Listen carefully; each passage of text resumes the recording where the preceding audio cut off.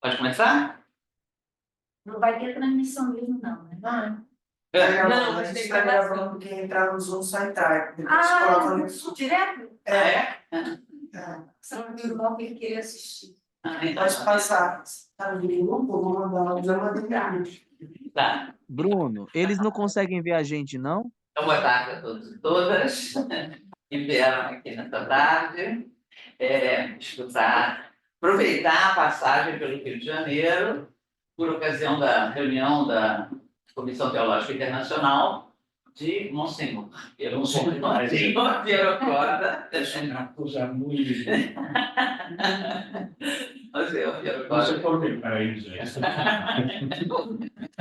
que é um grande teólogo italiano, especializado justamente, especialista na Trindade, escreveu muito, ele tem todo um projeto, né, de ontologia trinitária, trabalha com pessoas do mundo inteiro, né, e faz grupos de pesquisa sobre ontologia trinitária dos Estados Unidos, na América Latina, enfim, né, Europa, evidentemente, né. Então, ele é membro da Comissão Teológica Internacional e está trabalhando no Sínodo. Na verdade, ele é meu chefe no Sínodo. Consultores, Não, Malgrado. mas tu coordenas o grupo de trabalho. Então, ele coordena o grupo de trabalho no qual eu estou trabalhando como consultora do Sínodo, né? Então, toda pergunta que quiserem depois sobre o Sínodo, ele pode responder com Certo, certa propriedade, né? Porque deve haver curiosidades sobre o Sínodo e tal.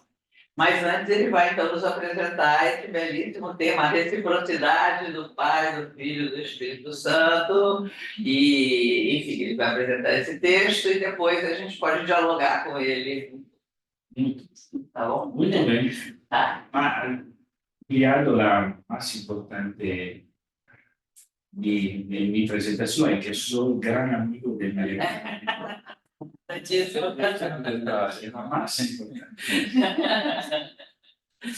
Quero, então, Nos conocemos de dos anos, muitos anos. trabajamos. Nós trabalhamos juntos num grupo de pesquisa chamado Antropologia Trinitária, né? E já tem quantos anos? 11. 11 anos. Já estava ligado ao CELAM, acho que mas dessa maneira ainda está. Sim, Mas está mais independente hoje, mais independente, né? E tem teólogos da América Latina e dos Estados Unidos, né? E também da Europa, né? E se reúnem uma vez ao ano, já publicamos vários livros, né? Trabalhamos bastante.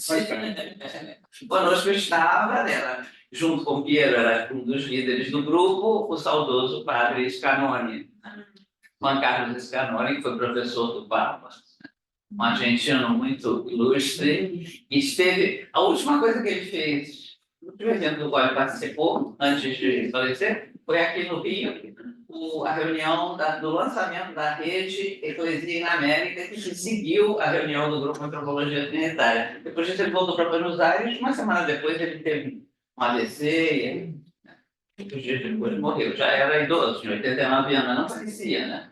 Era muito ativo e tudo e tal. 9. Entonces puedes hablar en español, como quieras. Yo hablo en español porque yo Es más fácil para él. porque mi texto es traducido en español. Fue el más difícil conocerlo en portugués. Sí. Es posible para mí hablar en portugués. Mal. Obrigado en portugués. Obrigado, he escrito esta mañana. Obrigado per lo convite. Una honra y una alegría para mí estar con María. Peço desculpa se mantenho a minha conversa em espanhol.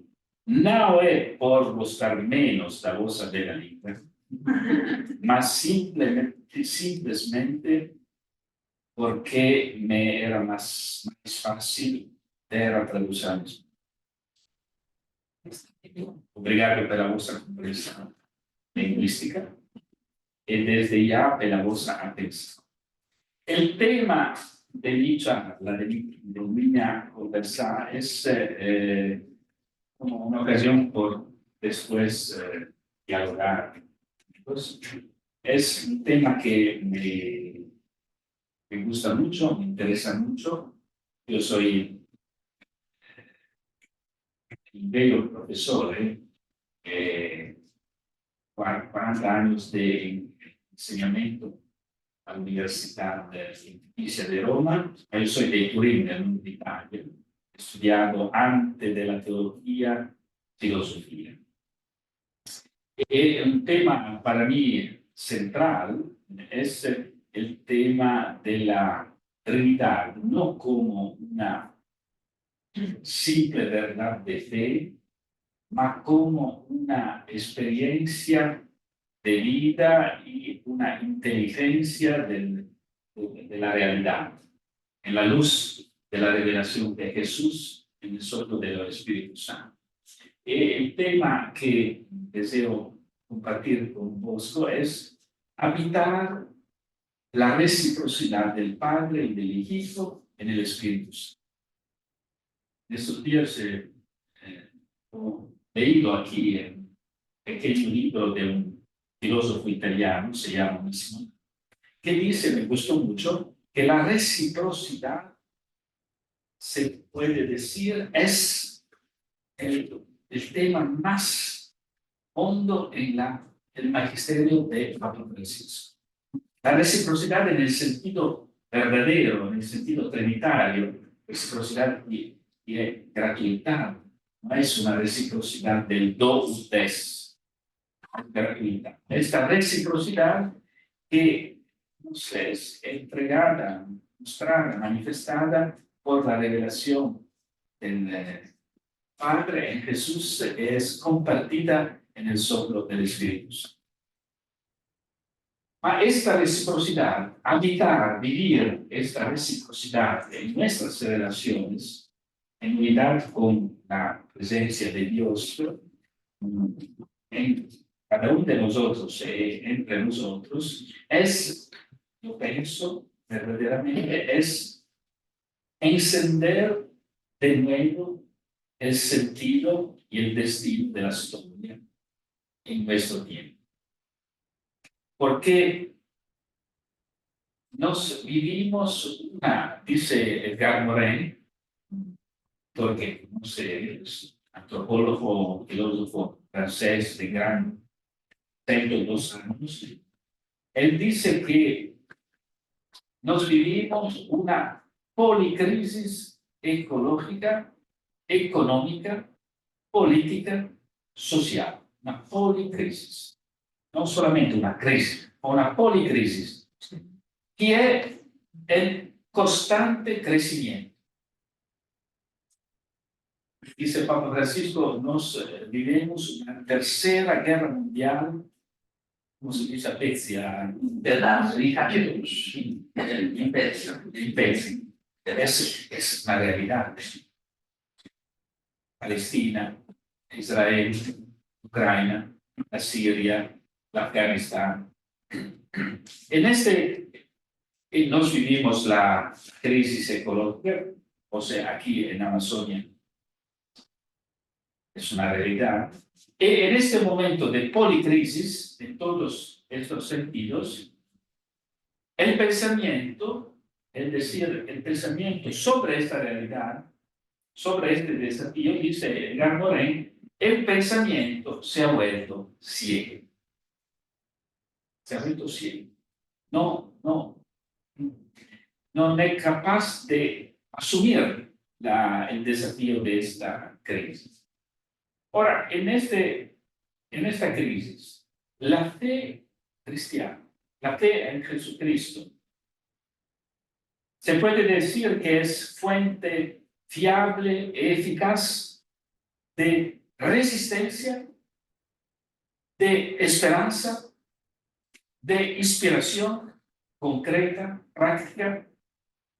Es capaz la fe en Jesucristo de encender un nuevo pensamiento, una nueva praxis. Esta es la cuestión, me parece, muy grande por la fe cristiana, porque interroga el cristianismo sobre el cómo de su proponerse a la historia del hombre, de la humanidad, para iluminar su sentido y su destino.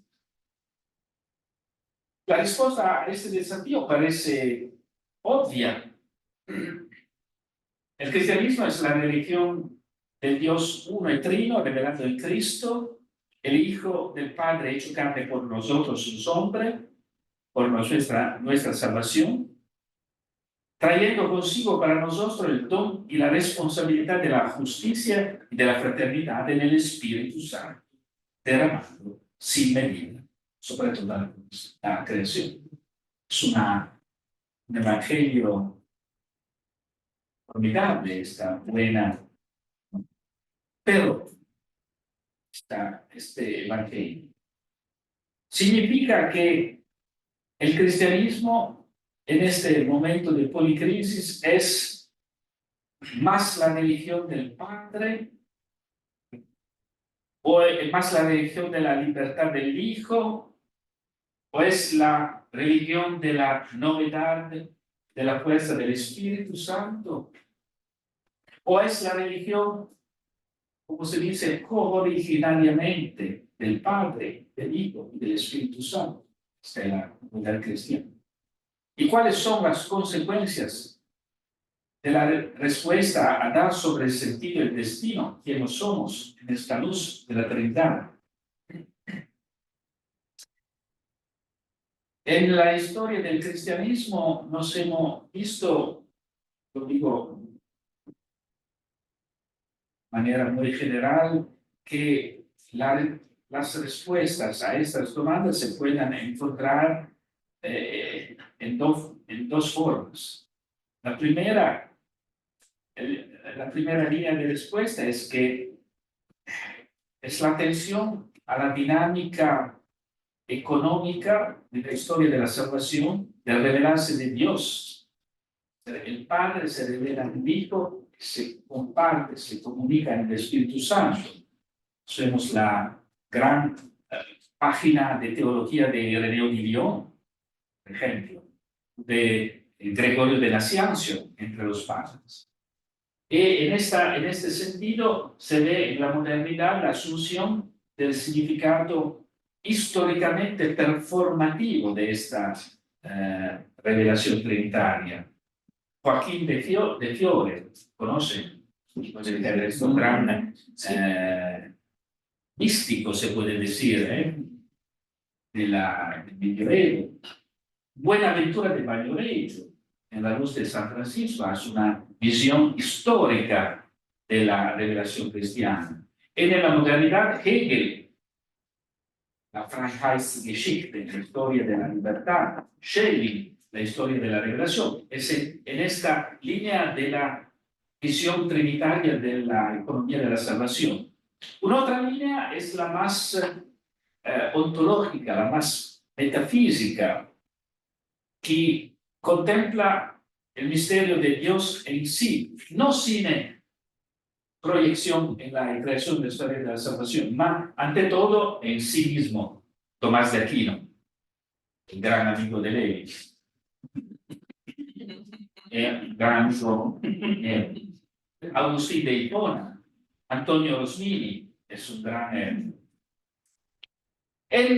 son dos líneas. En el siglo XX nos vemos que frente a este desafío muy grande de la historia, estas dos líneas van a acercarse.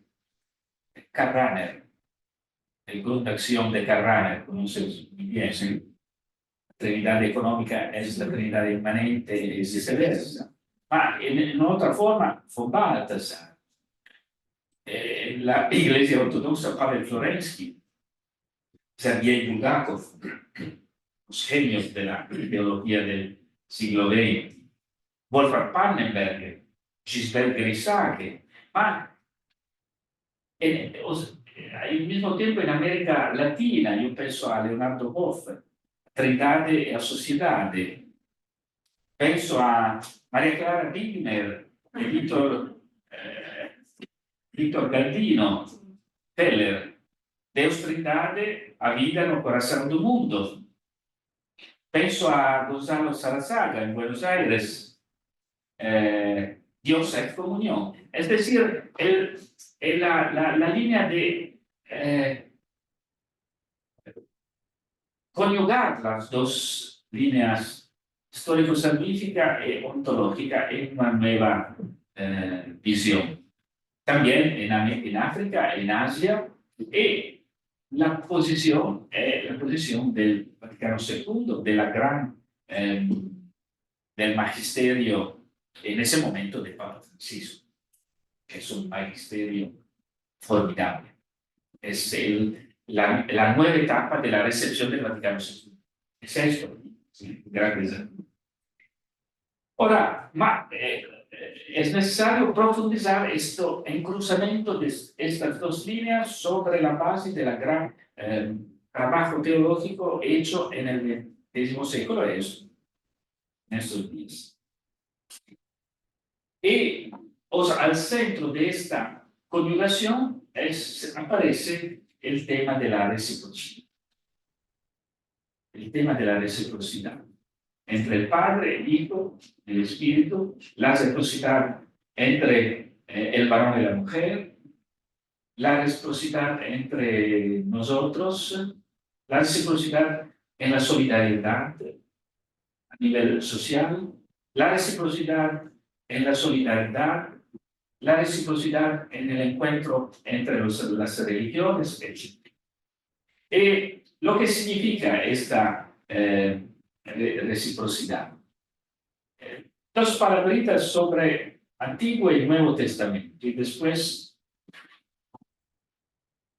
largo a la historia de la Iglesia para retornar a este mundo.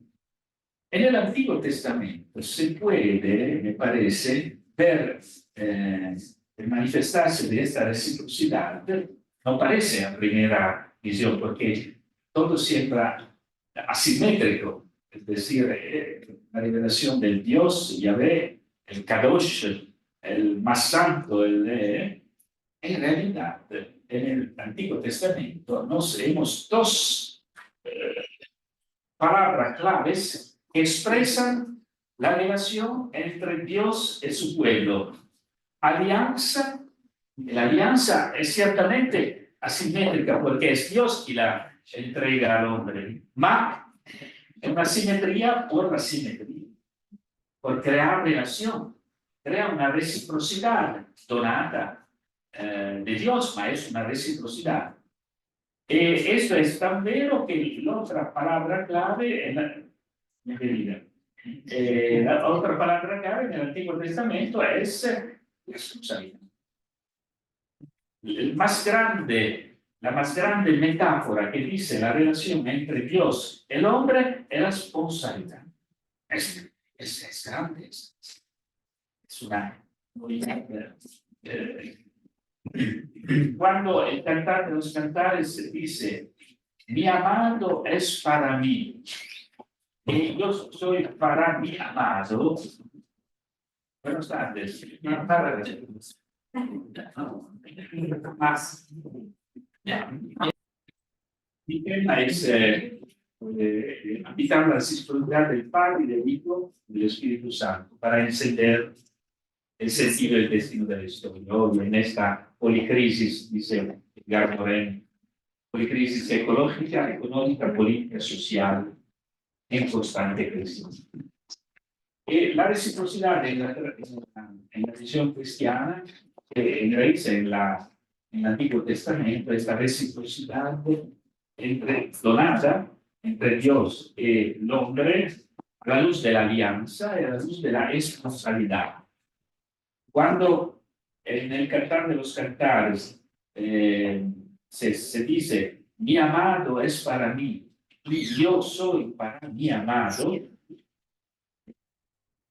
no es solamente la relación varón-mujer, en esta forma es una novedad absoluta respecto a la tradición griega, es una verdadera religiosidad. mi amado es para mí y yo soy para mi amado.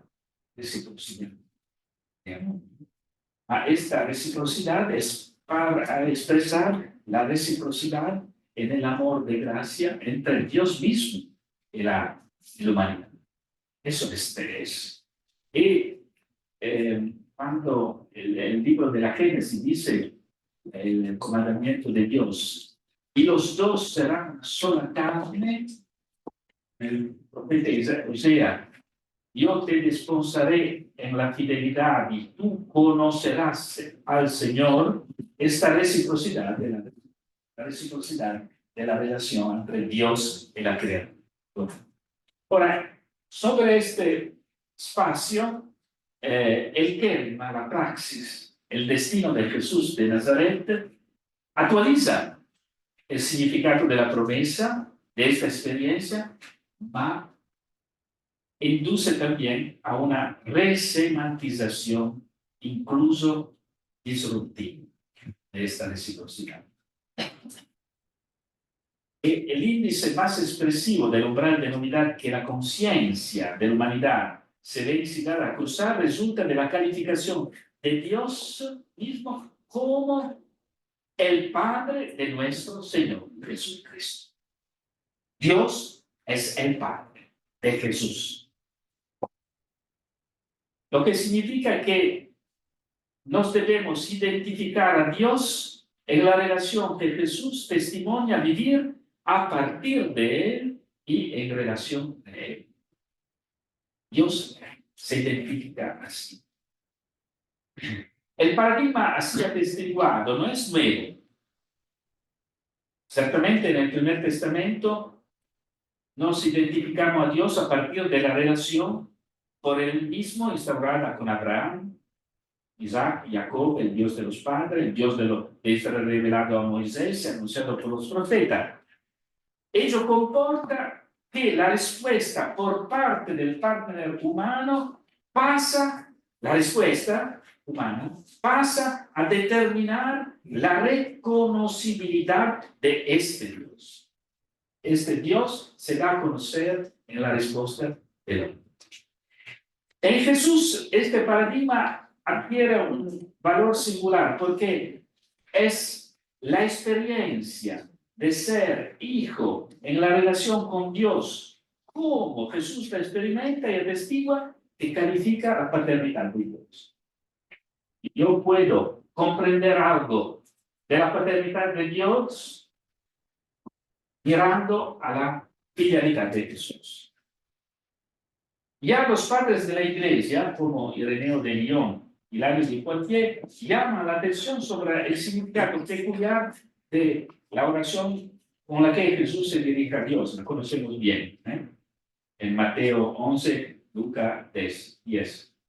Te alabo, Padre, por haber ocultado estas cosas a los sabios y haberlo revelado a los pequeños. Sí, Padre, porque así lo has querido. Todo me ha sido dado por mi Padre, y nadie conoce al Hijo sino el Padre. Así como nadie conoce al Padre sino el Hijo y aquel a quien el Hijo se lo quiera revelar. Son al menos 3 datos que de aquí se desprenden. El primero, la iniciativa de Dios. Conocido y reconocido como Padre, pero según aquella relación en virtud de la cual Jesús afirma que por el Padre todo me ha sido dado. Todo. La paternidad es iniciativa del don. La vera paternidad es iniciativa gratuita del don. Y se expresa en el donar todo al destinatario del don. Todo, en libertad. El cual destinatario del don es constituido en su identidad como destinatario de este don absoluto. Su identidad es ser el destinatario de este don absoluto. Jean-Luc Marion ha publicado de reciente un magnífico estudio sobre eso. Se llama D'ailleurs la revelación. Y dice, sí, voglio citare un francese, Yo traduzco, puedes estar en francés que yo traduzco. si tout phénomène se manifeste dans la mesure où il se donne, Se todo fenômeno se manifesta na medida em que ele se doa, la révélation de Dieu comme charité a revelação de Deus como caridade, como amor, et d'un Dieu qui ne consiste qu'en sa charité, é de um Deus que não consiste senão no seu amor, na sua caridade, se manifestera absolument à la mesure inconditionnée et infinie où Dieu se donne. se manifestará na medida incondicional e infinita na qual Deus se doa. Es la cifra de la relación de don, de esta reciprocidad, de donar mujer y donar en respuesta. Cita Marion una expresión muy buena de San Bernardo de Clairvaux: dando se revela, revelando se da. El orden del reconocimiento se establece en ese modo, un orden de reconocimiento entre el Padre y el Hijo. El orden de reconocimiento no es el orden que del Hijo va al Padre, sino el orden que del Padre va al Hijo. Iniciativa del Padre. Nadie conoce el Hijo sino el Padre. Bruno es una cuestión de psicología. Porque el deseo más profundo del hombre, de la mujer, es sentirse conocido fin en fondo del amor de Dios. Es el deseo más profundo. Ser conocido como hijo, como hija de un padre. Se podría ver su amigo Freud, ¿dónde está? Porque es una verdad, una gran verdad. Este es el primer dato, esta iniciativa de la paternidad como amor, no la paternidad paternalística, no la paternidad castrativa, ma esta paternidad de liberación, de donación total, es formidable. De una humanidad extraordinaria esta revelación de la mujer. Segundo dato, solo el Hijo conoce al Padre. Es decir, solo quien se reconoce como hijo, precisamente así, conoce y reconoce al Padre como reconocerse hijo, reconocerse donando a sí mismo. Experiencia más grande. Reconocerse libre. Tercero dato, en esta manera se establece una reciprocidad entre el Padre y el Hijo que iguala la simetría del origen en la simetría de la gratuidad y totalidad del bien. En el Antiguo Testamento es una asimetría de origen y crea la alianza, la responsabilidad. Ma resta siempre una cierta asimetría. Aquí la simetría es simetría total. Padre e Hijo son el mismo Dios. Es un revestimiento a nivel antropológico. No es el varón mejor de la mujer, porque Dios es mejor de su pueblo. No. Reciprocidad, simetría total, cooriginariedad. Es una revolución. En la revolución de Jesús se ve en la relación que Jesús vive con las mujeres y en el hecho mismo que él es hijo de una mujer que es María. Los teólogos masculinos, podemos hacer la cristología sin pensar a María. Que Jesús es el Hijo de Dios encarnado. ¿Dónde encarnado? En el corazón de María, ¿cómo se llama? El grembo de María. El grembo. El grembo de María. El útero. En María, en el útero de María, María lo crece. Es una revolución antropológica que nace de esta revolución trinitaria.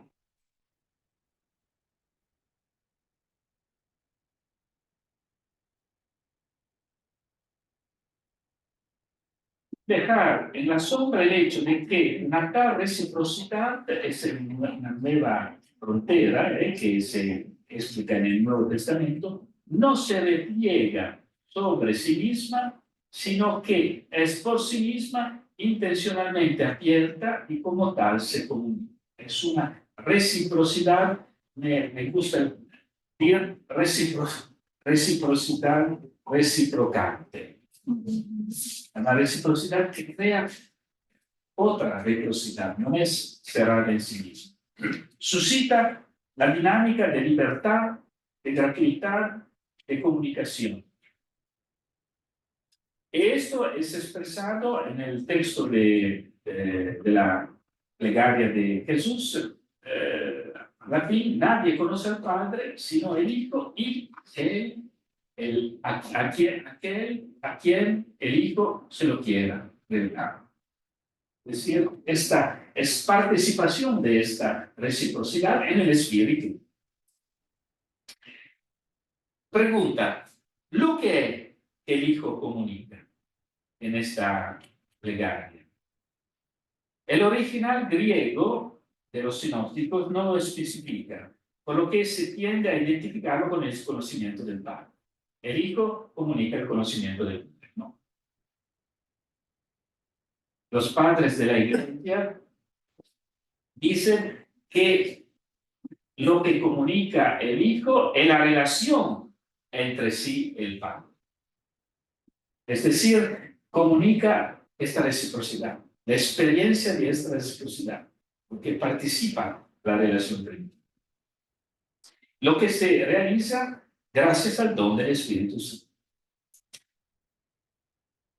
El don del Espíritu Santo es la participación, la comunicación de esta reciprocidad, la experiencia de esta reciprocidad vivida para Jesús a todos. A partir de esto, todos, diría Papa Francisco, todos, son hermanos y hermanas.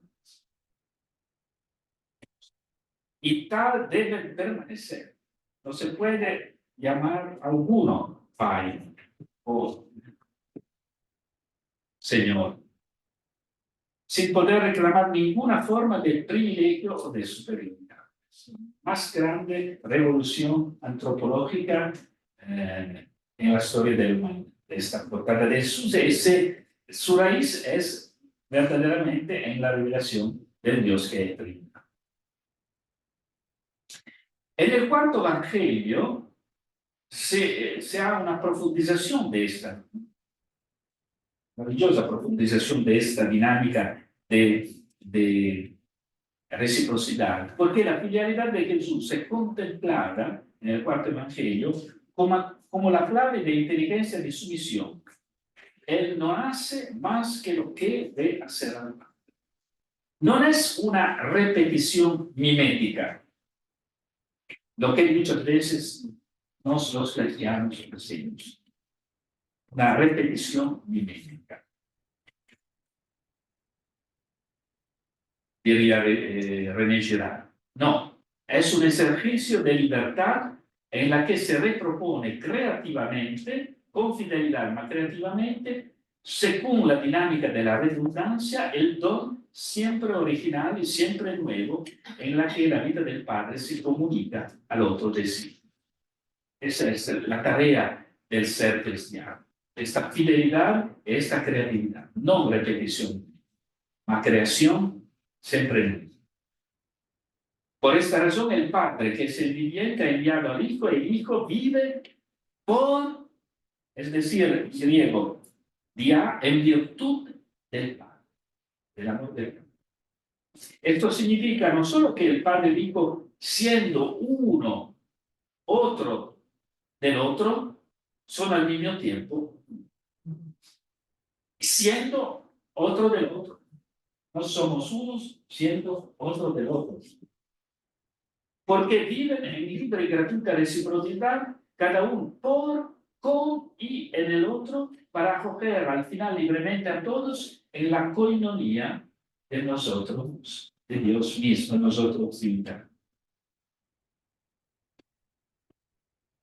Bien. En esta relación comunicada de libertad, una pequeña atención a esta reciprocidad reciprocante, creadora, que es obra del Espíritu Santo. La obra del Espíritu Santo. El tercero que hace viva y siempre nueva esta reciprocidad de la comunión. Es en cada una de nuestras relaciones que son verdad, relaciones sí vivimos esta reciprocidad libre, gratuita, de amistad, la verdad se manifiesta si en esta relación florece un soplo de Espíritu Santo. Es decir, una novedad, una libertad, gozo, algo de nuevo, una pinta hacia los otros, a comenzar de los pobres, de los últimos. En este sentido, el Espíritu Santo verdaderamente es a los paráclitos, como dice el parte Evangelio, es decir, no, el otro, que ofrece un lugar siempre abierto de la relación de reciprocidad a todos. Como dice San Pablo en Gálatas, la prueba que ustedes son hijos en la reciprocidad con el Padre, la prueba es que Dios infundió en nuestros corazones el espíritu de su Hijo que clama a Dios llamándolo, es decir, esta llamada en nosotros del espíritu, la explosión del espíritu, que no puede enlazarnos tranquilos, siempre al mismo nivel, nos proyecta. Es la nueva creación. Esta es la novedad de la reciprocidad en tus palabritas que nos ofrece el Nuevo Testamento. En la fe de la Iglesia, expresada por los dogmas a partir de Nicea, en estos días yo trabajo con la Comisión Teológica Internacional sobre un documento sobre Nicea, y gracias a Dios, es bueno. Porque el temor era que un poco más tradicional, no, es bueno, es nuevo. Muy, no, bien. A Nicea, esta correlación entre lo divino y lo humano, en cuanto enraizada en el misterio de Dios, desde el cual nace la misión del Hijo y del Espíritu Santo para ser participado de la criatura, está reconocida en su relevancia decisiva para el pensamiento y la praxis, gracias a esta invención ontológica de la figura trinitaria de Dios. El lema, el adjetivo utilizado para Nicea, homoousios, de la misma sustancia, que es un lenguaje duro por nuestra comprensión hoy, en realidad manifiesta simplemente esto, que el Padre y el Hijo son, en la distinción, son uno en el amor, excepto la realidad, excepto la afirmación más formidable del Concilio de Nicea. No es una afirmación metafísica,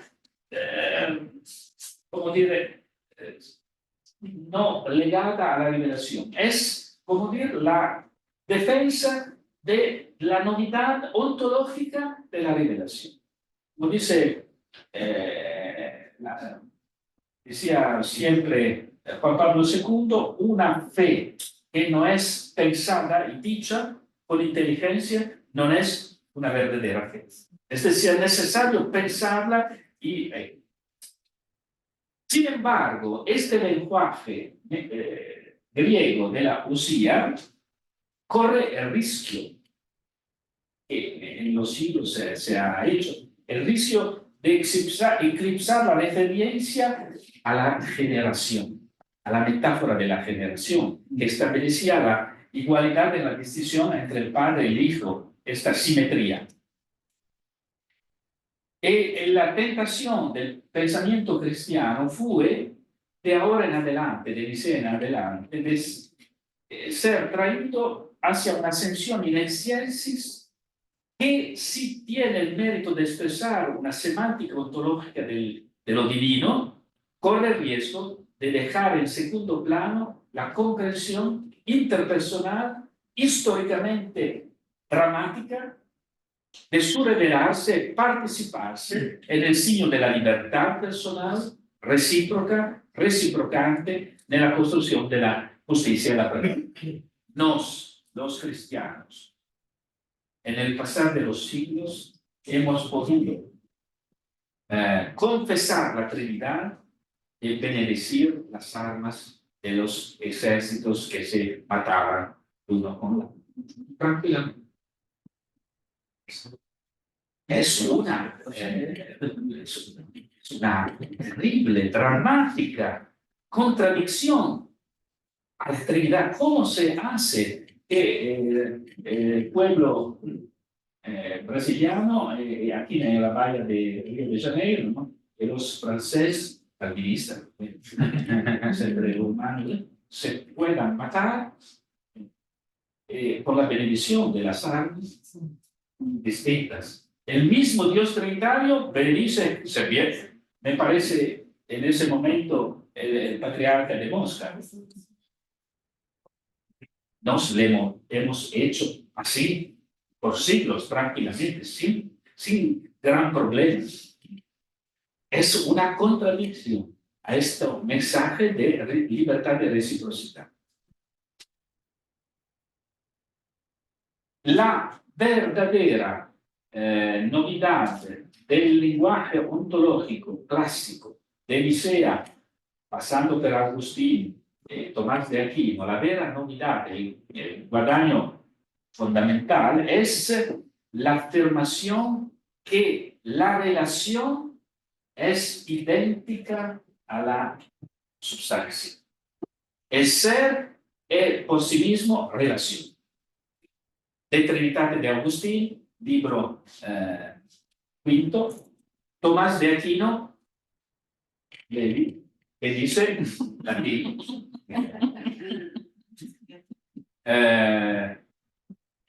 relazioni realiter existes in Deo, relazione realiter existes in Deo, idem est essentiae secundum re.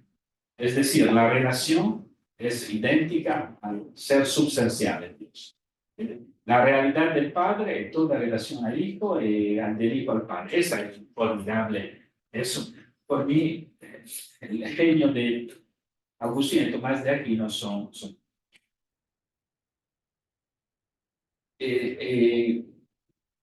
se puede decir que a diferencia de lo que dirá Kant sobre la irrelevancia de la Trinidad para la antropología y la praxis, dice Kant en su libro El conflicto de las facultades, que no es una verdad relevante. ¿Por qué? Por la culpa de los cristianos, que nos hemos mostrado eso. Y como Rahner dice que en los siglos de la modernidad, la doctrina de la Trinidad ha sido influyente en la determinación de la antropología y podemos agregar de la vida social. Este es el gran desafío. Es verdad que Casados, 10 minutos. El juicio de Rahner, en efecto, es muy importante, pero debe ser contextualizado. Una cosa son los tratados de dogmática, que dice Antonio Rosmini, un gran estudioso italiano, filósofo y teólogo, dice que, digo en italiano, cito letteralmente, è il beato, quindi è una persona muy segura. Algunos problemas antes, ma dice, escribe literalmente, los libros de los teólogos, después el gran medioevo, sono ciò che di più meschino e di più svenevole fu scritto nei 18 secoli que conta la Chiesa. Es decir, los libros de los teólogos en estos siglos son la cosa más pobre, más svenevole los libros de los colegas. Dice Rosmini, Beato Rosmini Antonio.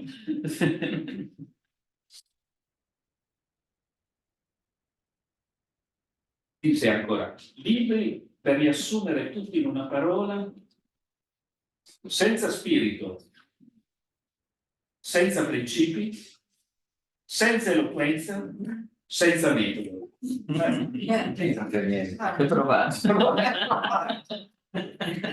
Es en su obra que es muy interesante ancora hoy, su obra Le 5 piaghe della Santa Iglesia. Es decir, como Jesús ha 5 piaghe, la Iglesia en su tiempo, así se dice esto, dice, ancora en nuestro tiempo siempre, siamo sempre in questa direzione, in questa situazione, 5 grandi piaghe, 5 piaghe. Perché se le ha Cristo, c'era anche la Chiesa. Ebbene, estos son los libros de dogmática, ma la tradición espiritual, caritativa, mística, María Clara es una maestra en ese sentido. Esta tradición espiritual, caritativa, mística, que del corazón de la Edad Media llega a la modernidad, es otra cosa.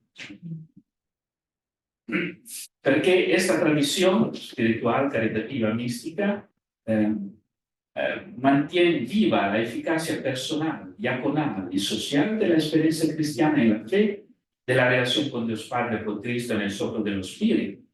Pensamos a Ignacio de Loyola, Teresa d'Ávila, Juan de la Cruz, y permite de volver a sumergir los frutos de la contemplación ontológica adquiridos por Agustín y Tomás en la experiencia de la participación a la vida filial y fraterna de Cristo, y declinarlos en una forma de pensamiento y de praxis plasmados por el ritmo de la comunicación en el espíritu de la vida de Dios Trinitario.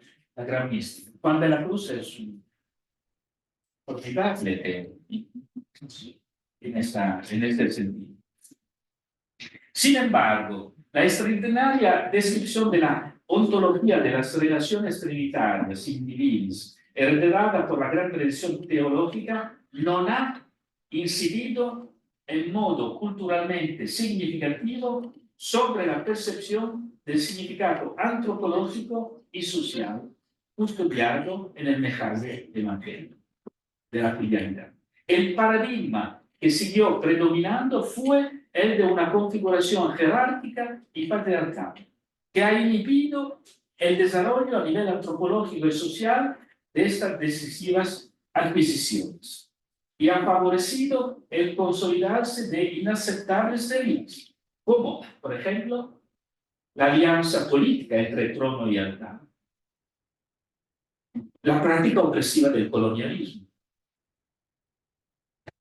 mientras que el pensamiento y la praxis buscaban otros caminos, porque no trovaban en el árbol de la misión eclesial, no por causalidad, refiriéndose en vez a la libertad del hijo. Hegel habla de la modernidad en la historia de la libertad del hijo. Schelling dice la edad que Jesús ha inaugurado en la edad del hijo, no está più el padre, en Hegel ni en Schelling, no es Trinidad. O la eficacia histórica del espíritu se puede ver en Hegel, se puede ver en Feuerbach, se puede ver en el marxismo. El marxismo es un gran movimiento de traducción, procesamiento materialístico del primato del espíritu en Hegel. Tú veis, lo dice muy bien Jacques Maritain, por ejemplo.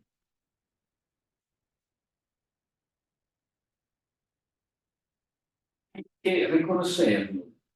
Es el ejercicio en clave jerárquica y patriarcal de la relación de paternidad-filialidad entre Dios y el hombre en la esfera religiosa y en consecuencia en la pragmática social y política que con la modernidad y hasta hoy ha entrado en definitiva crisis. Yo pienso que como iglesia nos atravesamos un momento muy difícil.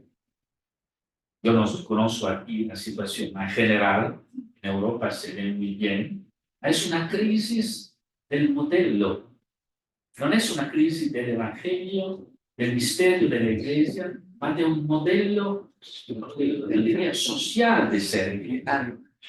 Un modelo cultural. Lo que dice el Papa Francisco, ¿por qué es tanta resistencia? Porque dice que es necesario un nuevo paradigma de pensamiento, no inventado por nosotros, mas enraizado en el Evangelio de Jesús. El mundo de hoy ha dañado la búsqueda de la autonomía de la persona en el ejercicio de su libertad, dignitatis humanae del Vaticano II, la exclusión de cualquier forma de discriminación basada en un orden sagrado preestablecido. Y provocando el compromiso con la liberación y la promoción social de la condición concreta del hombre, a partir de su declinación al masculino, al femenino, y de su expresión en el pluralismo de las culturas, las formaciones sociales. De ahí la pregunta crucial que interpela hoy lo propio de la fe cristiana. Es como si lo propio de la fe cristiana, en ese, como un parto de nueva vida, es necesario que sea generada de nuevo en su fuerza, en su belleza. La pregunta es, la crítica que afecta al cristianismo de Freud, de Marx, de los maestros de la sospecha, que dice Ricoeur. Esta crítica tiene como objetivo el Dios de Jesús, uno y trino, o más bien la figura cultural y socialmente condicionada e incluso distincionada que ha dado su declinación predominante. El verdadero problema. Yo pienso que el Vaticano II, de una manera, inicio, dice Carrane, de un nuevo inicio. Es un nuevo inicio de la Iglesia. Como el Concilio de Jerusalén fue el inicio de la expansión. Como Nicea fue el inicio de la inculturación en el mundo griego, en el mundo helenístico. Vaticano II es un inicio, ma es simplemente el inicio de un nuevo inicio. La profecía de Papa Francisco es de dar jambas, dar vuelta a este nuevo inicio, por realizarlo, porque un inicio que no continúa a devenir inicio no es un inicio, es un, dice el Papa Francisco, indietrismo, tornar dietro. Sì. Marcia ré, voltar para trás. Ahora, esta situación nos invita no solo a distinguir entre fe y religión, como nos ha enseñado Bonhoeffer, Se trata de obrar un discernimiento entre lo que circunscribe el propio de la experiencia en la relación entre lo divino y lo humano, que encuentra expresión en Jesús en el soplo del Espíritu, y las formas históricas y culturales en las cuales históricamente se han configurado. Consciente, debemos hacer. Hoy nos somos en un proceso sinodal. Lo que es este proceso sinodal? Ciertamente, la participación de todo el pueblo de Dios para hacer ¿qué? Un discernimiento de lo que significa ser hoy discípulo de Jesús en misión.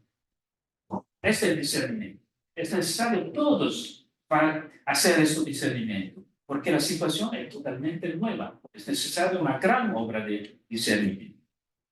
Bien. Me parece muy interesante lo que dice la Comisión Teológica Internacional. Debo citarla porque me parece importante. Dice un bel documento que ¿no? Es bien bueno leerlo.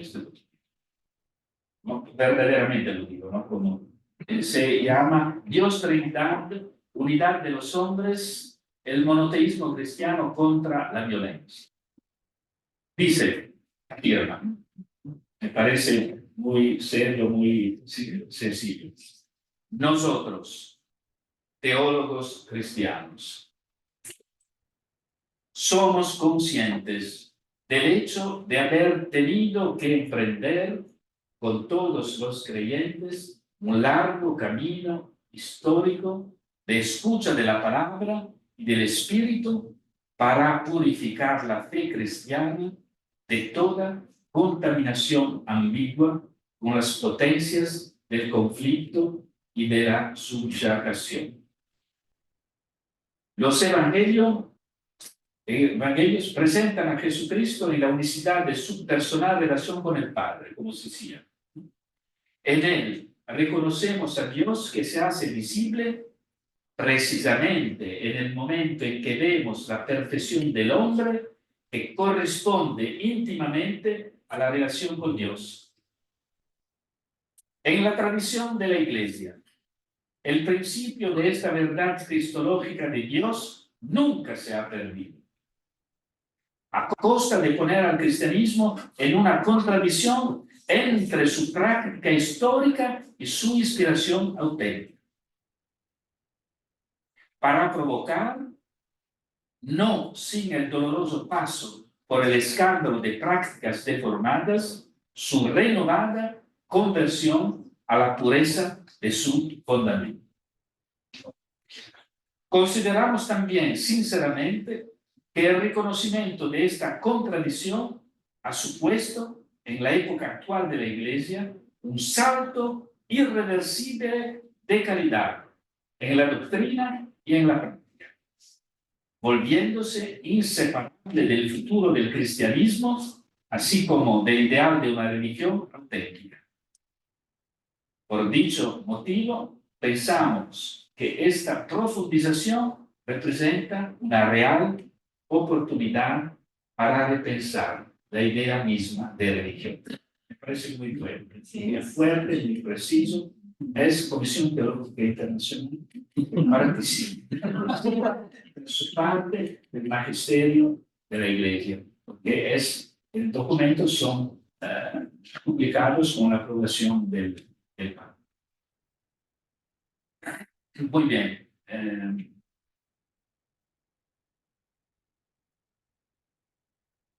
Última pequeña cosa. Nos olvidemos esta policrisis. El cristianismo es llamado a esta purificación que es una maravillosa realidad. No es, yo pienso que cuando Jesús decía palabras duras, pues lo que oía Jesús era una liberación, que era verdad.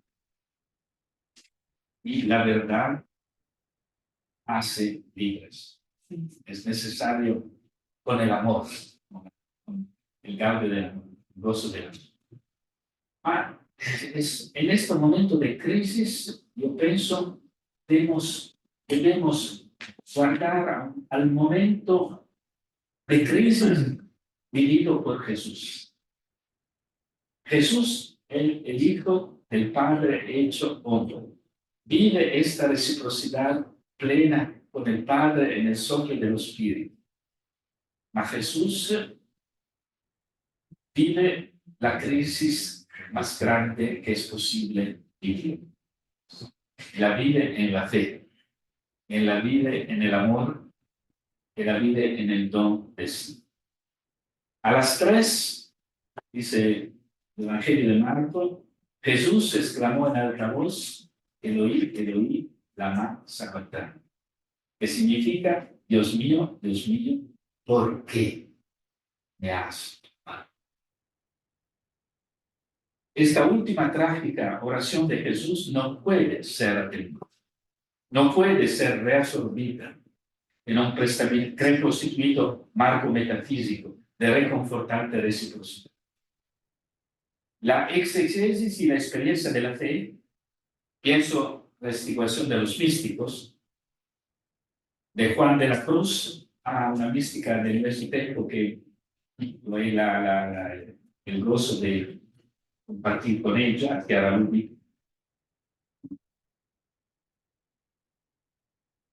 nos dice que en este grido, se reconoce el punto de fuga al que mira el Evangelio de Jesús, para ofrecer la definitiva puerta de acceso a la relación de reciprocidad con el alma.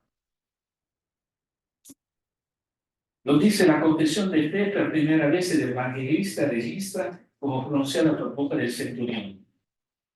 Después este grito de la cruz. Verdaderamente este hombre era hijo de Dios. Es la primera confesión de fe que se hace en el Evangelio de Marcos. Después el primero versículo. Por supuesto, es inseparable de esta muerte la experiencia inaudita de la resurrección, sin la cual nuestra fe sería inútil, dice Pablo. Pero precisamente en la referencia insuperable a la muerte en cruz, a la muerte con este grito de abandono, al punto de hacer de esta muerte y de la resurrección que de ella proviene las dos caras de una misma moneda.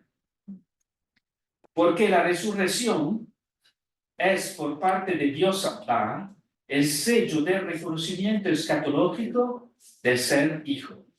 Es el grito de abandono atestigua una paternidad radicalmente no solo no patriarcal, sino tampoco en ningún modo paternalista. Superamos la visión patriarcal, que es muy importante, también difícil, por la iglesia es difícil. No somos no, nuestra iglesia es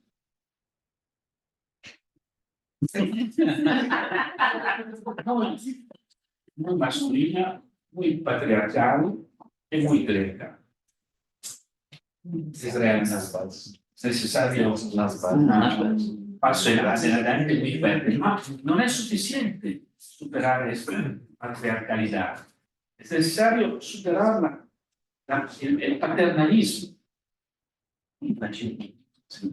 Porque la verdadera paternidad es una paternidad gratuita que nos sustrae al hijo, que somos nosotros, de la prueba de asumir la responsabilidad de la entrega de nosotros para testimoniar la medida sin medida del amor y de la libertad de Dios por todos sus hijos y sus hijas.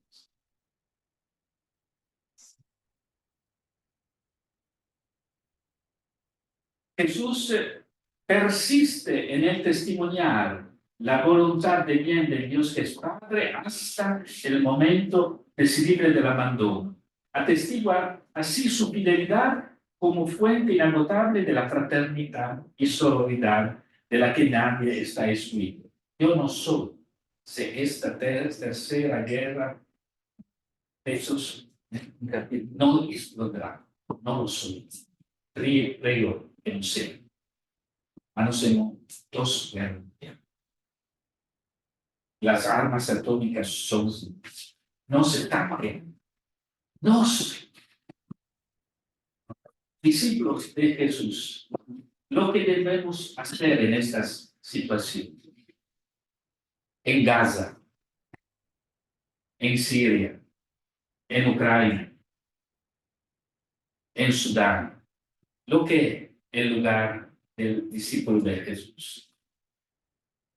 El lugar del testimonio de este amor, de esta vida. El apóstol Pablo declina la formidable provocación que la muerte en cruz de Cristo comporta en relación a la institución de una conciencia, que es la nuestra, y se percibe y se hace plasmar sobre la medida de la relación de paternidad y lealtad con Dios vivida por Cristo en el Espíritu. Jesús es aquel a través del cual se ofrece a todos el dono incondicional de la adopción como hijos e hijas, en modo que no hay judío ni pagano, esclavo ni hombre libre, varón ni mujer, porque todos ustedes no son más que uno en Cristo. Es el abandono sufrido en la fe como amor por Jesús es el lugar histórico y escatológico en el que la reciprocidad entre el Padre y el Hijo en el Espíritu se traduce en la reciprocidad como gracia y tarea ética y política de justicia y fraternidad a vivir entre los discípulos con todos. Lo decisivo es la participación en la fe en el Hijo de Dios que me amó y se entregó por mí. No se trata simplemente de tener fe en Jesús. No hacemos esta gracia. Se trata de vivir en la libertad solidaria como la que Él, en respuesta al amor del Padre, se ha dado por la justicia y la fraternidad. Esta es el cristiano.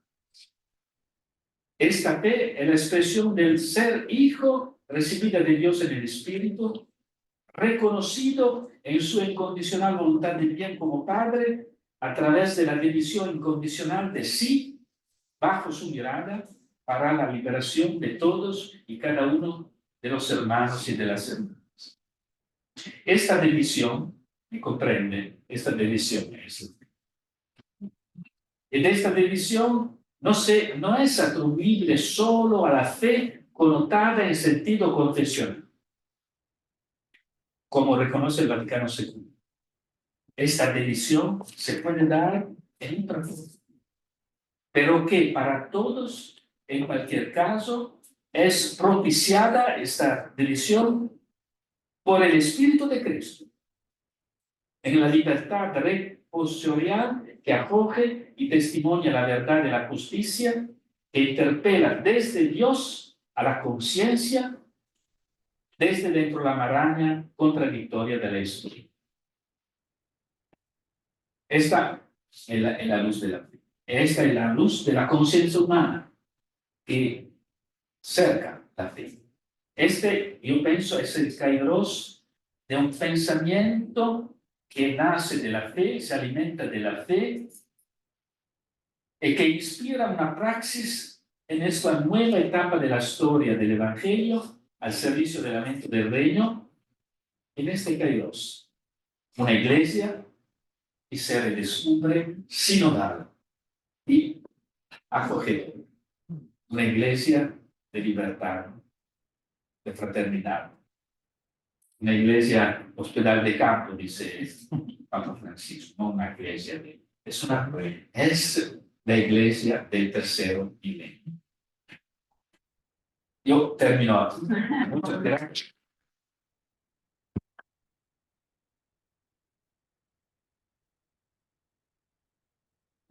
puedo decir, de nuestra atención y de nuestra inspiración. Porque cuando se habla de inspiración, no brota solamente de dentro, ma es inspirada de la escucha. Y nuestra escucha ha inspirado estas palabritas. Então, agora temos um tempinho, se alguém quiser fazer alguma pergunta, ou um comentário, se fazer um diálogo com o professor Pedro Costa. Temos a oportunidade de tê-lo ali, então, né? Tem uma. Você falou da revelação performativa, né? A partir da reciprocidade do Pai e do Filho no Espírito. Então, aquela questão de uma revelação conceitual de Deus, mas a abertura de uma relação recíproca com Deus no Filho. E eu penso o caminho da escatologia performativa também, que nasce dessa compreensão de um Deus que se relaciona e se abaixa para relacionar-se. Como a gente pode pensar, então, essa dimensão performativa da escatologia, da esperança, no sentido de que essa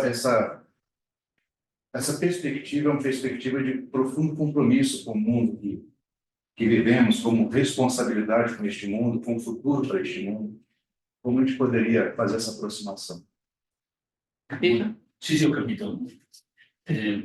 Disculpe el español con que respondo, no es muy bueno. Muchas gracias de esta pregunta. Él hace su doctorado sobre la escatología, me ha dicho antes. No, es fundamental, lo pienso. ¿Por qué? En primera posición, toda la fe cristiana, como decía Moltmann, que falleció, es por definición escatológica. La fe, por definición, esperanza, es escatología. Porque la fe nos abre a una nueva comprensión y experiencia del tiempo. El tiempo hemos como decir la sensación que vivimos a partir de un pasado, de la memoria de un pasado, que es el pasado del efapax cristológico. Y caminamos hacia un futuro, más bien. En la dimensión de la fe, del acontecimiento de Jesús, podemos decir que es el adviento que viene, se hace presente continuamente. Nuestro presente es el acontecimiento de este adviento. Es decir, cada momento de nuestra vida, en la medida en la que la vivimos en relación a Dios Padre como Hijo en el soplo del Espíritu, es el acontecimiento de este adviento. Cada momento es irrupción de la consumación de los tiempos. Es una plenitud de presencia de Dios en cada momento vivido en el amor. En cuanto nos vivimos en el amor, en la libertad, es el acontecimiento del adviento de Dios. Es decir, es necesario redescubrir esta dimensión escatológica intrínseca de la fe cristiana. Esto comporta verdaderamente lo que tú dices, que esta esperanza escatológica es en el mismo tiempo esperanza en la construcción aquí y ahora de la fraternidad y de la justicia en este mundo. Porque es aquí y ahora que se hace el nuevo mundo, la nueva creación. Es aquí y ahora. en nuestro hablar, en nuestro dialogar hoy en la justicia, en esto, es esto, yo pienso, la cosa fundamental. Y se puede decir en segunda posición que esta ciudad nueva, la Jerusalén nueva, que desciende de Dios, esta imagen es maravillosa porque nos debemos trabajar, construir la ciudad de Dios aquí en la historia con todos. La ciudad nueva desciende de Dios. Es maravilloso, el Adviento es de Dios, se encarna en nos. Nos debemos ofrecer nuestra cooperación toda nuestra vida porque se puede encarnar. En cualquier manera, la imagen de la recepción del mensaje escatológico de Jesús es María, que ofrece sí misma porque el Hijo de Dios se hace carne, el Adviento, y al pie de la cruz permanece en la desolación por recibir el nuevo de la resurrección de Jesús, en la resistencia de la fe, en la que Pablo llama la hypomone, del Apocalipsis, la hypomone. Me parece, sí, tu obra sobre la escatología es fundamental. Porque en ese momento es verdad que después Moltmann, esta reflexión sobre la escatología no es muy central en la teología católica. Sí, no. No, es verdad, no es central. No. Es muy importante. Obrigado. Temos uma pergunta aqui do chat. Pregunta de la, Sim, de los que están conectados WhatsApp. remotamente. Jorge de Gonçalves, seu Diógenes González, sí. Sim, te envia abraço. Gracias. Mas a pergunta dele é sobre Johann Baptist Metz,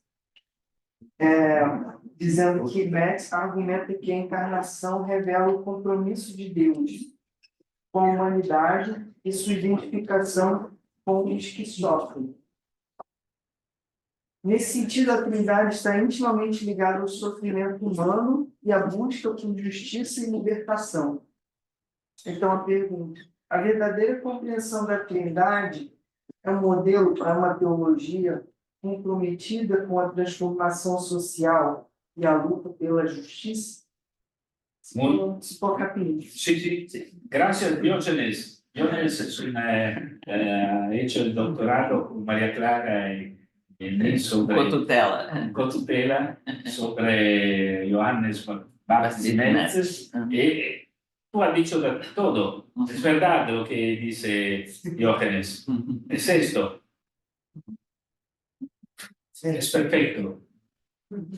Se puede decir, Diógenes es de la iglesia evangélica. Sí. Fue muy interesante en nuestras conversaciones porque hemos hablado de la doctrina social de la iglesia católica, que no conocía. Metz es católico. Me parece que en ese momento de la historia de la iglesia, la doctrina social en la perspectiva de Papa Francisco es verdaderamente en esta dirección. Es decir, que en ese momento la doctrina social de la Iglesia, lungo católica, lungo los siglos, lungo los decenios de Leone XII, Vaticano II, del Popolo Progreso, etc., solicitadores sociales, es una doctrina social muy empeñada en la historia, ma me parece non in fondo con las tragedias de la humanidad de hoy. Não sintonizada. No sintonizada com as tragédias. porque Papa Francisco es un papa de América Latina. Él conoce la situación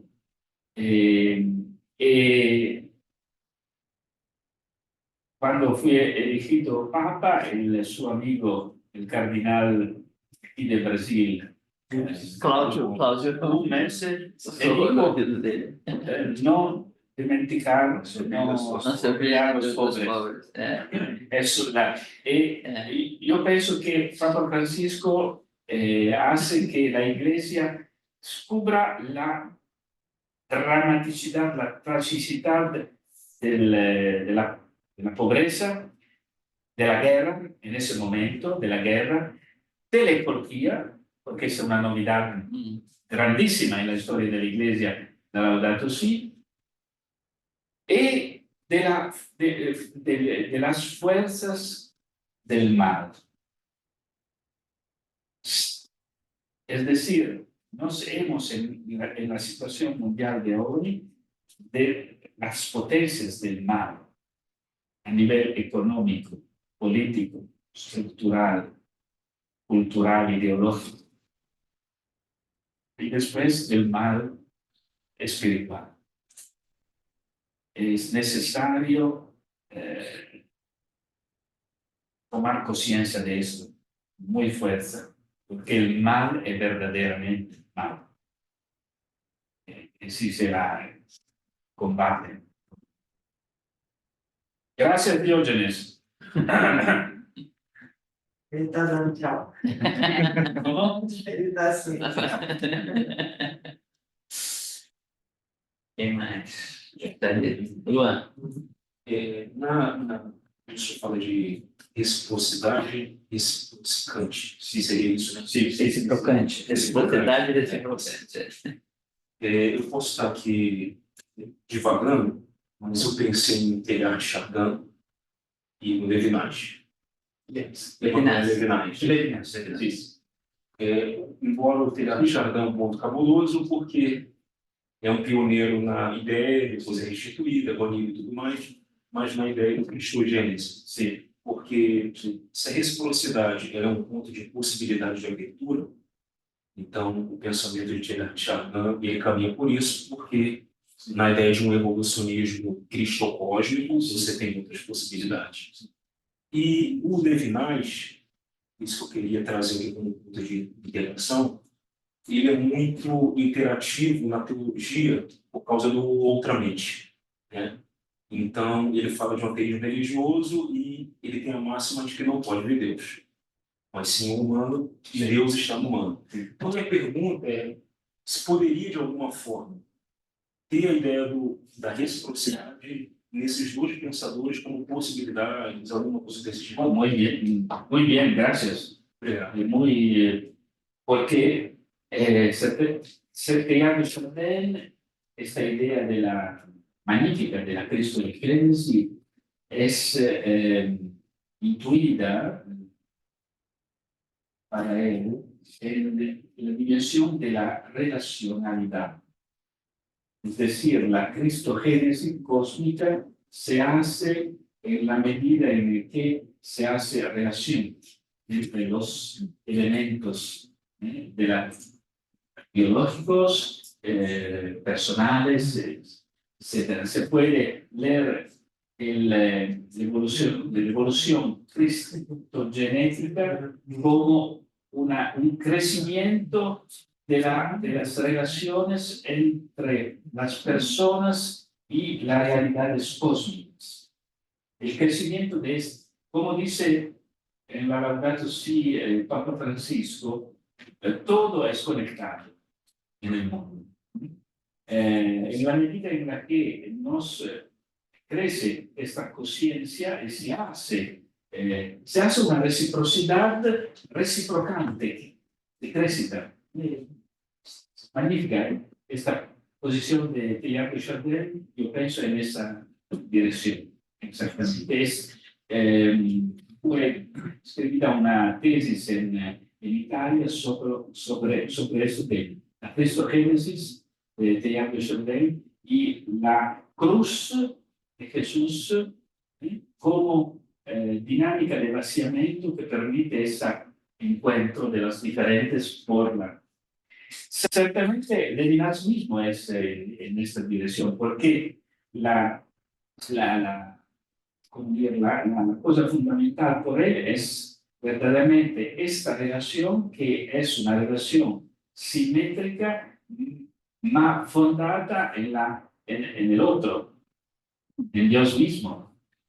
Es decir, que él es judío, no ha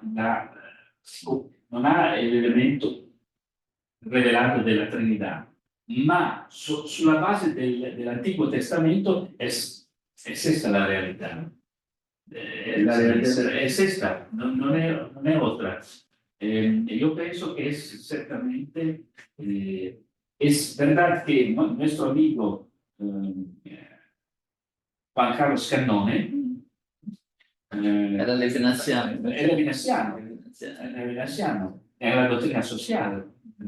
Es muy interesante en su libro sobre la filosofía social y asume Levinas por comprender mejor este principio de la reciprocidad, porque la reciprocidad, si no es atravesada por la alteridad de los dos y por la alteridad vertical de Dios, no es verdadera reciprocidad. Es necesario enraizarla en esta alteridad, en esto. Autrement qu'être. Non, c'est certainement une piste très bonne. Certainement, Levinas es uno de los más grandes filósofos del siglo pasado. Sem dúvida. Ha determinado el superamiento de Heidegger y de la apertura, el superamiento mismo a un cierto personalismo de formación católica cristiana cerrado. Un personalismo no abierto, no reciprocante, por deficiencia de categorías, no por cativa voluntad. Gracias. É interessante porque parece que Levinas, pelo menos os judeus com quem eu converso, dizem ele não é assim tão apreciado nos meios judaicos, muito mais aceito pelos cristãos. Os cristãos gostam muito dele. Talmudista de domingo, né? Talmudista de domingo. E sobre o que ele falou, de fato, vamos dizer que o grande insight do outro é na releitura judaica e não cristã. Sim, Do Deuteronômio, que ele rompe, de certa forma. Exato. Es interesante, un joven doctor en teología italiano que conoce María Clara, Tony Bergamo, que ha hecho una charla en nuestro encuentro sobre ontología trinitaria en Firenze, en Piano. Ha escrito un texto sobre Levinas, escrito en París, sobre como se dice en español, en italiano es la curvatura de los espacios intersubjetivos. Es decir, Curvatura dello spazio intersubjetivo. intersubjetivo. La curvatura es decir, el lugar, el espacio de la intersubjetividad de los dos, de la reciprocidad, a una curvatura. Curvatura es como, es decir, que hay una relación intersubjetiva, según Levinas, se da una curvatura, es decir, es una presencia del tercero, se puede decir. Como dice Einstein, el tiempo es la curvatura del espacio. Da gravidade. La gravedad, exacto. Es muy interesante este trabajo de este teólogo italiano. O senhor falou animal, eu tenho curiosidade de saber a sua opinião sobre como fica o futuro da igreja católica sendo que dentro da própria igreja, uma corrente acha que o mal está lá infiltrado na outra. Dentro da própria igreja. ¿Cómo se queda el futuro de la Iglesia católica cuando hay polarización? Sí, la Adentro, polarización. un lado cree que el mal está en el otro y recíprocamente. Es una reciprocidad desviada. Reciprocidad no recíproca. No reciprocidad. No, yo pienso en este momento siempre en la historia de la Iglesia se han dado polarización, siempre. Que el camino mismo de la Iglesia necesita de un paso adelante,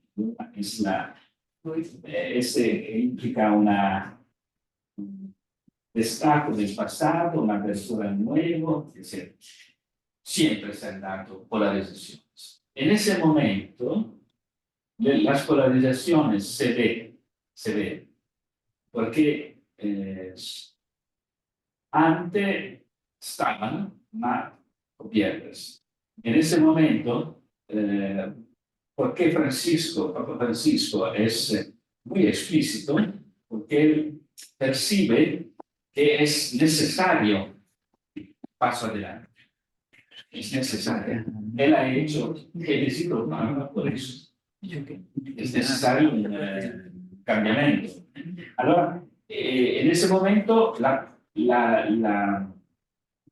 los que son contrarios a esto perciben que el momento es decisivo. La polarización es más fuerte.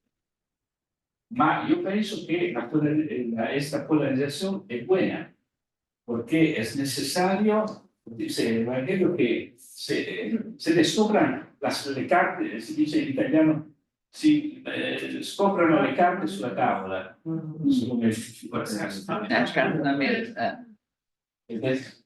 E se la fedeltà è a Gesù Cristo, al Vangelo, o a delle idee nostre su Gesù Cristo. Allora se puede armonizar la polarización, como dice Papa Francisco, como una polarización que porta a un equilibrio, se non se rompe. Ma si rompe se la finalidad non è all'Evangelio. Allora io penso, non me spaventa. No me preocupa. Es bien que se manifiesta todo. Los progresistas y los tradicionalistas son buenos, los dos si no son ideológicos. Diventan peligrosos si unos o l'altro son ideológicos. No, es decir, ma yo pienso que es un momento de la Iglesia de no sé cuánto tiempo será necesario, ma es un momento de no somos al comenzamiento de un tercer milenio. La forma de ser Iglesia de hoy no es aquella del Concilio de Trento, no es aquella de Gregorio VII, no es aquella de los padres de la Iglesia, es una forma nueva que Dios nos guía a realizarla. Martini es un profeta de eso, Martini es un profeta, Francisco es un realizador de eso, muy es E não tem medo de nada. Nada. Não se espaventa de mim. Não se espaventa nele. no se parece de mí.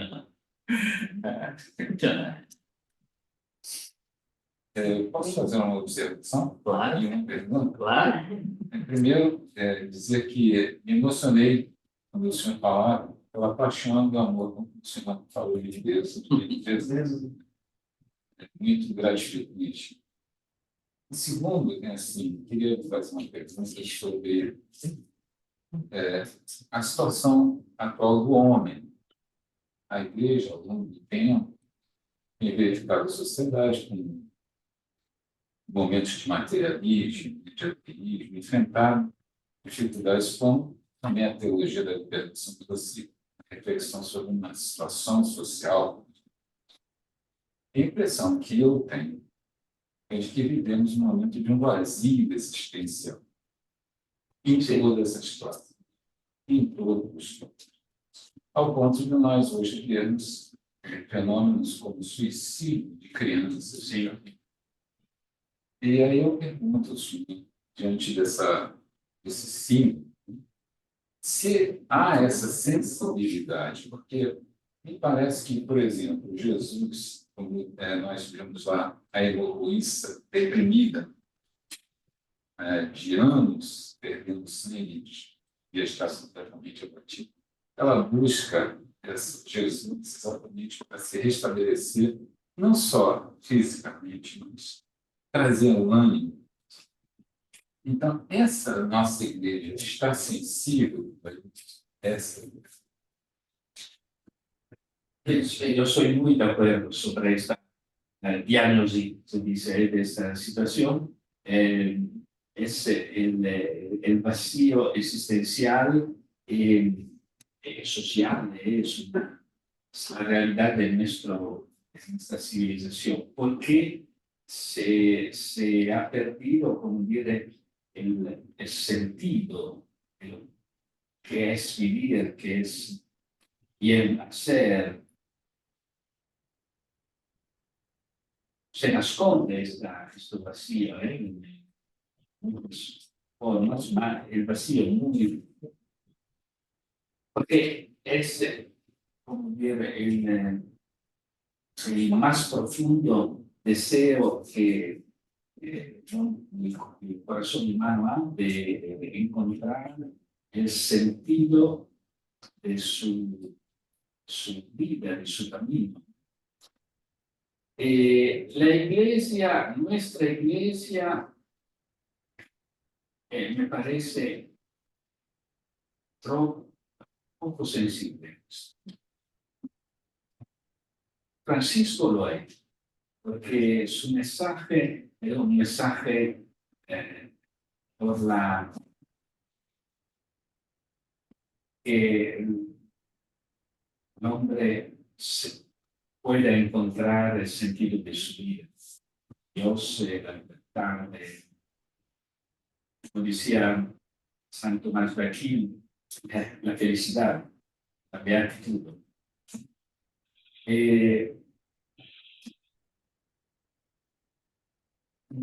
En nuestra iglesia, por ejemplo, muy débil el acompañamiento espiritual.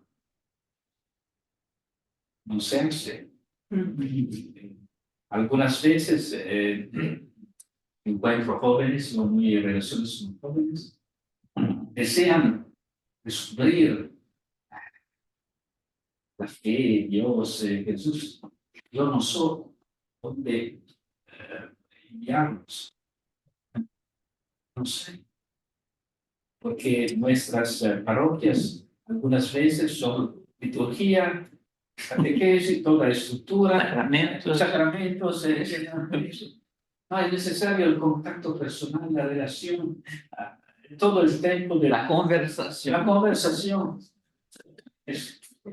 Y yo pienso que en ese sentido puede ser los laicos hoy son más capaces que los clérigos.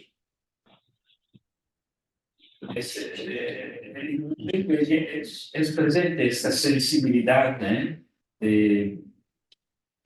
más es necesario disponibilidad personal, o sea, formación, porque por hacer encontrar a Dios es necesario personas que viven en Dios. Es necesario lugares, formas, cómo nos organizamos nuestra pastoral no intercepta esta. Me parece muy bueno un ejemplo de un sociólogo de los jóvenes en Italia que dice, no es que los jóvenes no han sensibilidad de religión, es que nos no captamos la pregunta, la sensibilidad desejo deles, es muy más profunda de ayer. Los jóvenes hoy han, me parece, muchas veces, una sensibilidad mística. No tenemos la capacidad de interagir con esto de forma diversa, ¿no? Es verdad. Eso es una reestructuración de las formas pastorales. Yo no amo el término pastoral, porque pastoral me parece la actividad de los pastores. El pastoral no es el pastoral, organizar pastoral. Pastor ma non scopre il ser iglesia, como dice Papa Francisco, la puerta abierta a todos, hospital de campo, el encuentro, como dire, la familiaridad, la familia, son diversas formas. Es la creatividad a segunda de los lugares, de las culturas, de las cuestiones, ma es verdad. Podemos terminar aqui, Não, parece que tem uma última pergunta aqui do Ives, né? Lá do Ceará, não é isso? Isso.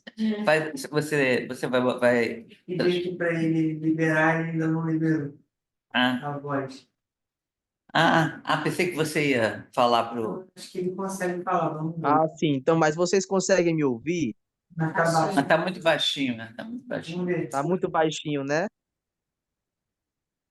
Então, mas eu escrevi aí no chat, o Bruno talvez pode ler, não é? Não, é melhor transmitir. É melhor você transmitir. Tá muito baixo. Tá muito baixo. O João tá tentando aqui o som do alto-falante. Será? Vocês estão conseguindo me ouvir agora? Bom, então vou ter que ler isso, que não tá dando, não. Tá certo. Melhor. Opa, parece que o João tá resolvendo aqui. Fala de novo aí. Oi, vocês estão me ouvindo? Agora sim. Ah, que bom. Então, primeiro dizer que é um prazer esse encontro. Realmente, só a Cátedra Martini para proporcionar tantas coisas maravilhosas para a gente, né? Eu vou ler aqui a pergunta que eu já escrevi no chat. É uma pergunta muito importante, assim, para mim. No ano passado, saiu uma notícia que o Papa Francisco deseja que mais mulheres estejam na Comissão Teológica Internacional. A atual configuração... Pode esperar um pouquinho, Espera um pouquinho, que ela vai traduzindo. Che il Papa Francesco vuole più di donne alla Commissione Teologica Internazionale. Agora ele congelou. Meu Deus. Mas ele escreveu aqui.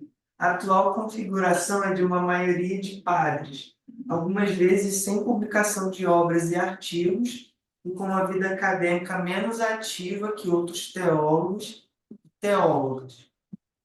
Aí a pergunta é: como se dá o processo de escolha dos membros da comissão teológica?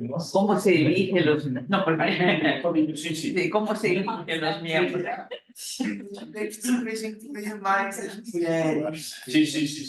Es verdad. En diciembre, me parece, nos encontramos como Comisión Teológica con el Papa. Yo soy miembro de la segunda vez, son 5 años. El presidente, el Papa nos encontró y dice, son 5 mujeres miembro sì,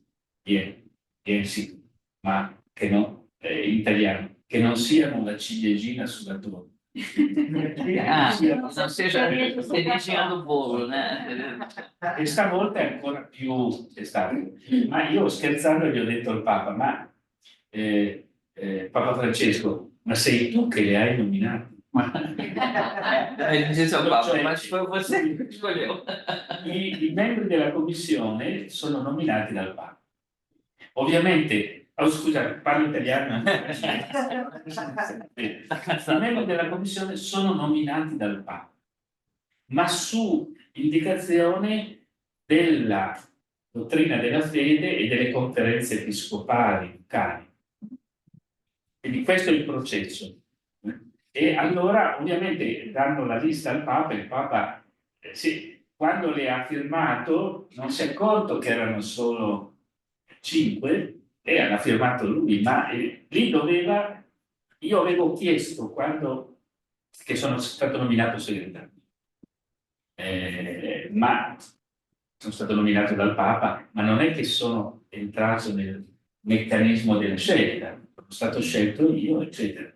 Ho visto già le cose fatte, ma quando era stato fatto, io ho chiesto, dico, ma quando il Papa sceglie, se posso essere presente, parlare con lui, perché glielo ricordo, perché il Papa ha talmente tante cose da fare che quando gliel'ha presentato non si è accorto di questo. Ma poi, capite? Todo mundo entendeu? Entendeu todo mundo? È una Ele questione di... Allora io gli dico, ma che la nominate lei? Quindi certamente la volta prossima, che fra 2 anni, 1 anno e mezzo, si farà più attenzione, anche perché lui l'ha detto, quindi lui stesso farà più attenzione, penso. Comunque il passo è già molto grande. Tu pensa fino a 10 anni fa c'era una donna o 2 su 30, quindi era quasi niente. Adesso sono 6 e già insomma un quinto, insomma può arrivare a 15, almeno metà insomma.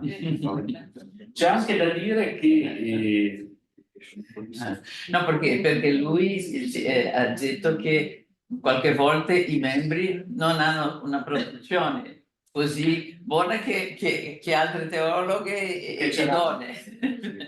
E lì dipende, sai, dipende proprio anche dalle proposte che vengono fatte dalle conferenze episcopali. E le conferenze episcopali non sempre hanno anche i criteri di discernimento più illuminati. Capisci? Cioè, perché anche questo è... la situazione è questa, cioè la situazione di la Chiesa che ha delle punte avanzate, quindi tu puoi anche trovare anche nella commissione teologica ci sono, come dire, posizioni anche diverse, anche diciamo non proprio, insomma, ma faccio un esempio. La commissione precedente ha fatto un documento sulla sinodalità. Forse conoscete il documento sulla sinodalità. E il Papa Francesco ha voluto proprio perché aiutava poi il processo sinodale. Abbiamo fatto il documento sulla sinodalità. Ma quando si è trattato di scegliere questo documento, nella commissione teologica su 30, 17 volevano la sinodalità, 13 no. Questo 10 anni fa. Capite? Vuol dire che c'è una differenza di sensibilità teologica anche molto... Poi noi abbiamo lavorato, io ero nella sinodalità, e quindi alla fine abbiamo lavorato che alcuni colleghi teologi dicevano ma la sinodalità, che cos'è? È un termine che non c'è nella tradizione, eccetera. Quindi abbiamo dovuto mostrare alla fine 29 hanno votato sì al documento, solo 1 no. Quindi siamo riusciti a superare la polarizzazione, altrimenti era proprio una polarizzazione che diceva la singolarità. Non è un tema teologico cattolico. Adesso, capite? Ma questo 10 anni fa, non nel Concilio di Trento. Cioè, Ma che? la teologia è così, anche nella teologia c'è questa. Quindi Tudo que é novo dá um pouco de medo, né? Sì, esatto. A sinodalidade não é nova, No, essas origens do perché povo, come la qui? mas falar dela assim é uma maneira nova, então já. Sì, è così. È così. No, Ai, ai. Piero, Io grazie a Maria não Clara. sabemos como No, agradecer. io grazie a te Maria Clara e a tutti voi perché è stato, come ho detto, veramente ispiratore e mi sono riposato, anche se sembra che mi sono riposato perché quando sono le cose vere e belle e in un ambiente che Sì. puoi dire quello che pensi, È vero. è bello, questo ringraziamo. Então, grazie tantissime.